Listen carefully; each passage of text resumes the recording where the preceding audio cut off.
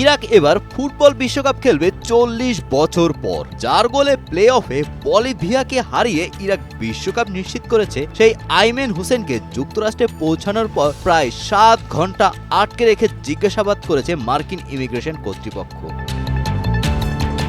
দীর্ঘ সময় জেরার পর হোসেনকে শেষ পর্যন্ত দেশটিতে প্রবেশের অনুমতি দেওয়া হলেও দলের অফিসিয়াল আলোকচিত্রী তালাল সালাহকে যুক্তরাষ্ট্রে ঢুকতে দেওয়া হয়নি।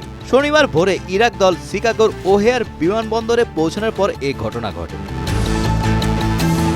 ইরাক ফুটবলের এক কর্মকর্তা জানান, বিমানবন্দরে নামার পরপরই 30 বছর বয়সী হুসেনকে আলাদা করেন কাস্টমস অ্যান্ড বর্ডার প্রোটেকশন কর্মকর্তারা। এরপর তাকে প্রায় 7 ঘন্টা জিজ্ঞাসাবাদ করা হয়, তার মুঠোফোন পরীক্ষা করা হয়।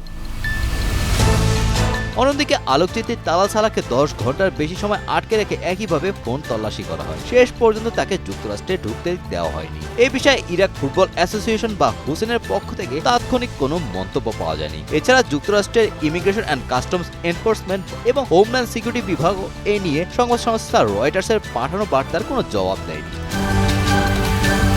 শুধু ইরাক নয়, এমন অভিযোগ জানিয়েছে ইরানও। বিশ্বকাপে ইরান দলের প্রধান বেশ কয়েকজন ম্যানেজার ও প্রশাসনিক কর্মকর্তাকে ভিসা দেয়নি যুক্তরাষ্ট্র। এই বিষয়ে ফিফার কাছে অভিযোগ জানাবে দেশটি। ইরানের রাষ্ট্রীয় টেলিভিশনের তথ্য অনুযায়ী আবেদন করেও যুক্তরাষ্ট্রের ভিসা পাননি দলের 11 জন কর্মকর্তা ও স্টাফ।